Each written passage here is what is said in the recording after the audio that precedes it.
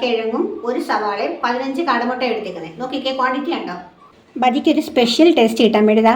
അപ്പോൾ ഇത്തിരിയെങ്കിലും എണ്ണ ഉണ്ടെങ്കിൽ അതങ്ങ് പൊക്കോളും. അത് കഴിക്കാനുള്ള പുളിയുമായിട്ടുണ്ട്. ഹലോ ഡിയേഴ്സ്, വ്ളോഗ്സ് ബൈ ഹസിയുടെ പുതിയൊരു വീഡിയോയിലേക്ക് എല്ലാവർക്കും സ്വാഗതം. ഇന്ന് നമ്മൾ കൃഷി വീഡിയോ ആയിട്ടല്ല വന്നിരിക്കുന്നത്. ഇന്ന് നമ്മൾ ഒരു സ്നാക്സ് ഐറ്റം ഉണ്ടാക്കിയേക്കുന്നത്. കാരണം ഇപ്പോൾ റംസാൻ ഇല്ലയോ, അപ്പോൾ നമുക്കൊരു സ്പെഷ്യൽ സ്നാക്സ് ആയിരുന്നു നോമ്പ് തുറയ്ക്ക് വേണ്ടി ഉണ്ടാക്കിയതാണ്. നോക്കിക്കേ, ഇത് ബജിയാണ്. കാടമുട്ട കൊണ്ടും കിഴങ്ങ് കൊണ്ടും സവാള കൊണ്ടും നമ്മൾ ബജി ഉണ്ടാക്കിക്കുക. ഒരു കിഴങ്ങും ഒരു സവാളയും 15 കാടമുട്ട എടുത്തേക്കുന്നത്. നോക്കിക്കേ, ക്വാണ്ടിറ്റി ഉണ്ടോ. ഇത്രയും ബജി നമുക്ക് ഉണ്ടാക്കാൻ പറ്റിയിട്ടുണ്ട്. അപ്പം സൂപ്പർ ടേസ്റ്റി ബജിയാണ് ഇത്. ഈ കാടമുട്ട ബജി എന്ന് വെച്ചാൽ എൻ്റെ മാസ്റ്റർ പീസ് ഐറ്റമാണ്. കഴിച്ചവരെല്ലാം നല്ല അഭിപ്രായം പറഞ്ഞിട്ടുള്ളതാണ് ഈ കാടമുട്ട ബജി. അപ്പോൾ ഇതെങ്ങനെയാണ് ഉണ്ടാക്കുന്നത് നമുക്കൊന്ന് കണ്ടാലോ. അപ്പോൾ നമുക്ക് കുറച്ച് കാടമുട്ട എടുത്ത് പുഴുങ്ങാനായിട്ടിടാം. നമുക്കൊരു 15 കാടമുട്ട എടുക്കാം. എന്നിട്ട് നമുക്ക് ഈ കാടമുട്ട നന്നായിട്ടൊന്ന് കഴുകിയെടുക്കാം. എന്നിട്ട് കുറച്ച് വെള്ളം ഒഴിച്ചിട്ട് നമുക്കിതൊന്ന് പുഴുങ്ങാൻ വെക്കാം. ഒരു 7 മിനിറ്റോളം പുഴുങ്ങിയാൽ മതി. കാടമുട്ടയുടെ തോട് എളുപ്പം പൊളിഞ്ഞ് വരാനും വേണ്ടി നമുക്ക് കുറച്ച് ഉപ്പും കൂടി ഇതിനകത്തോട്ട് ഇട്ട് കൊടുക്കാം. അപ്പോൾ നമുക്ക് പെട്ടെന്ന് ഇത് തോട് പൊളിച്ചെടുക്കാൻ പറ്റും.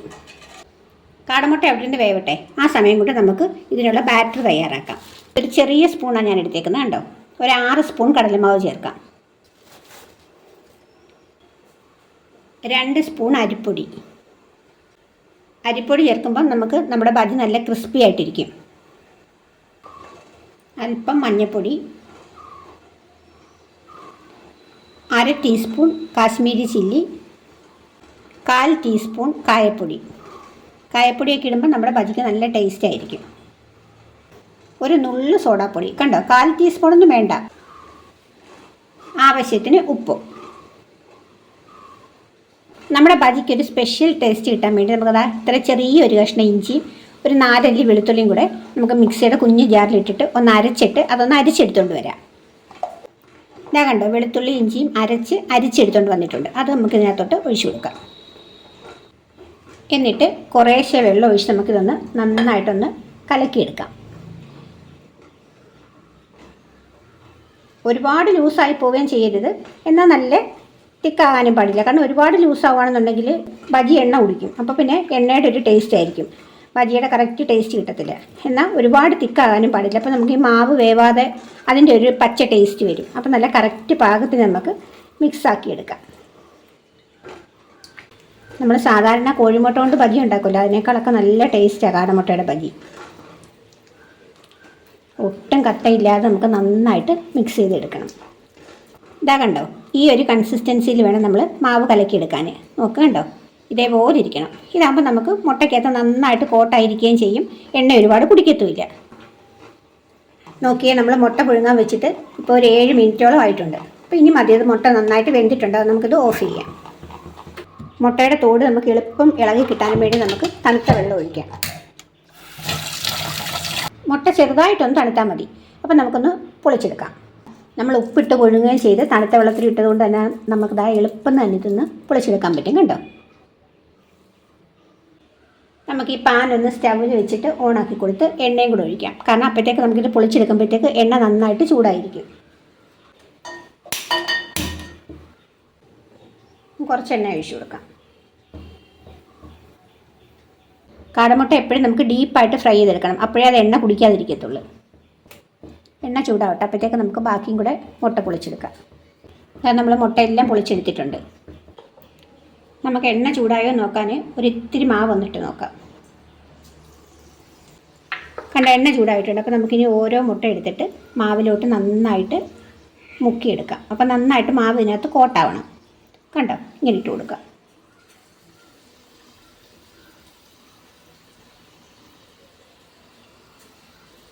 എണ്ണ നന്നായിട്ട് ചൂടായിട്ടിരിക്കണം.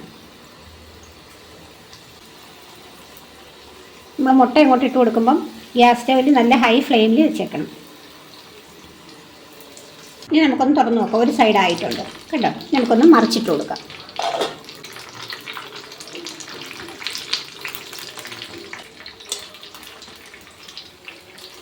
ഇത് നമ്മൾ തിരിച്ചിടാൻ എടുക്കുമ്പം എപ്പോഴും ഫ്ലെയിം ലോ ഫ്ലെയിമിലാക്കിയിട്ട് വേണം നമ്മൾ ഇത് ഓപ്പൺ ആക്കാൻ.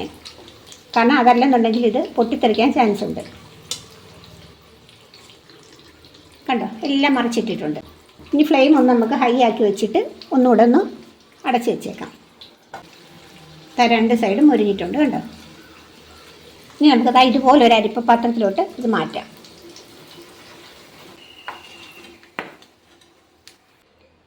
ഇനി നമുക്ക് ഒരു പ്ലേറ്റിൽ ടിഷ്യൂ പേപ്പർ ഇട്ടിട്ട് അതിലോട്ടിട്ട് കൊടുക്കാം. അപ്പോൾ ഇത്തിരിയെങ്കിലും എണ്ണ ഉണ്ടെങ്കിൽ അതങ്ങ് പൊക്കോളും. നമുക്കതാണ്ട് മാവ് ബാക്കി ഇത്രയും ഉണ്ടല്ലോ. അപ്പോൾ നമുക്കൊരു കിഴങ്ങും കൂടെ ബജി ഉണ്ടാക്കുന്നത് എങ്ങനെയാണെന്ന് കാണിക്കാവേ. ഒരു മീഡിയം സൈസ് ഉരുളക്കിഴങ്ങ് എടുത്തിട്ടുണ്ട്. ഒരു സവാളയും ഇത്ര വലിയൊരു സവാള എടുത്തിട്ടുണ്ട്. നമുക്കിതൊന്ന് കട്ട് ചെയ്തെടുക്കാം. ഇതാ കണ്ടോ, ഇത്രയും തിന്നായിട്ട് വേണം കട്ട് ചെയ്തെടുക്കാൻ. കണ്ടോ, ഇനി നമുക്ക് സവാളയും കൂടെ ഒന്ന് കട്ട് ചെയ്തെടുക്കാം.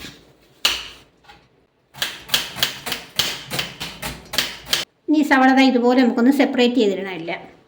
അപ്പം ഉള്ളി ഇവിടെ ഇരിക്കട്ടെ, നമുക്ക് കിഴങ്ങ് ബജി ഉണ്ടാക്കാം. ആദ്യം ഒരു കിഴങ്ങേ എടുത്തുള്ളൂ. കണ്ടോ, ഇത്രയും ബജി ഉണ്ടാക്കാം നമുക്ക്. അപ്പോൾ കിഴങ്ങിൻ്റെ പീസ് എടുത്തിട്ട് ഓരോന്നോരോന്നായിട്ട് നമുക്ക് മുക്കി എണ്ണയിലോട്ടിടാം.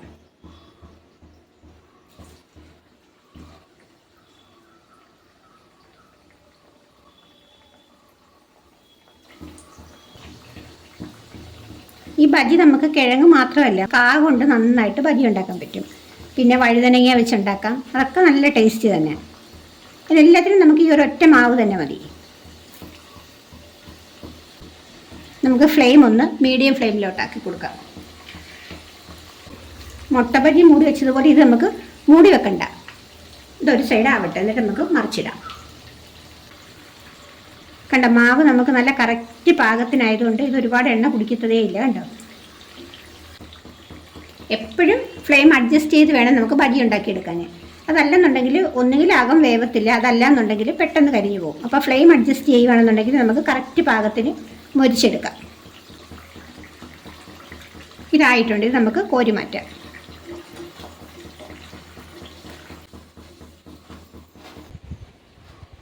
അടുത്തതും കൂടെ നമുക്ക് മുക്കിയിട്ട് കൊടുക്കാം.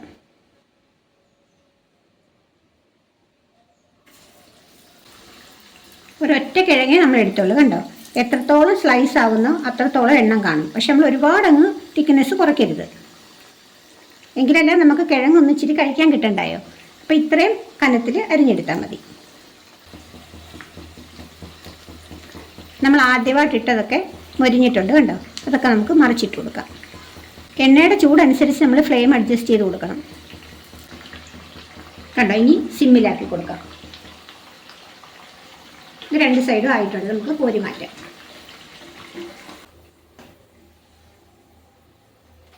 ബാക്കി ഇതാ ഇത്രയും മാവേ ഉള്ളൂ. കണ്ടോ, ഇത്രയും മാവ് മതി നമുക്ക്. ഇനി ഇതിനകത്തോട്ട് നമുക്ക് സവാള ഇട്ട് കൊടുക്കാം.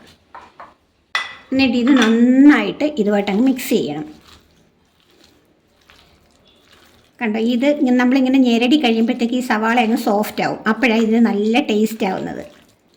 കണ്ടോ, ആ മാവ് ബാക്കി വന്ന മാവ് മൊത്തം നമുക്കിതിനകത്ത് കോട്ടായിട്ടുണ്ട്. അപ്പോൾ ഹൈ ഫ്ലെയിമിലോട്ട് വെച്ചിട്ട് നമുക്ക് കുറേശ്ശെ ആയിട്ട് ഇതിലോട്ടിട്ട് കൊടുക്കാം.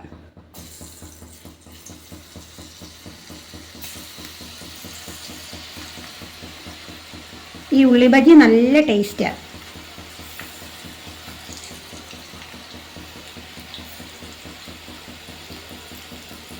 ഇത്രയും മതി.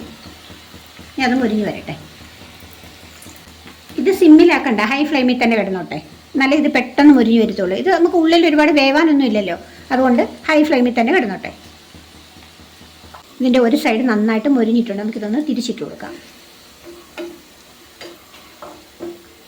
കണ്ടോ, ഇങ്ങനെ അങ്ങ് തിരിച്ചിട്ട് കൊടുത്താൽ മതി. കണ്ടോ, നന്നായിട്ട് മുരിഞ്ഞിട്ടുണ്ട്. ഇത് നല്ല ക്രിസ്പി ആയിട്ടിരിക്കും. നല്ല ടേസ്റ്റ് ചെയ്ത് കഴിക്കാൻ.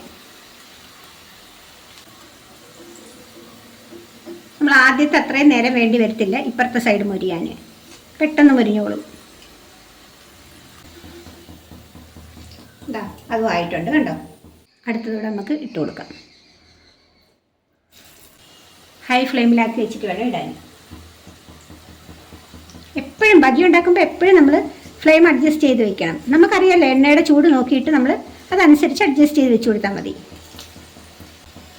എങ്ങനെയായാലും കരിയരുത്. കരിഞ്ഞാൽ ബജിയുടെ ടേസ്റ്റ് അപ്പാടെ മാറിപ്പോവും. കടലമാവില്ലേ, അത് കരിഞ്ഞാൽ ഒട്ടും കൊള്ളത്തില്ല. അതിൻ്റെ ഒരു സൈഡായിട്ടുണ്ട്. നമുക്കിതൊന്ന് മറിച്ചിട്ട് കൊടുക്കാം.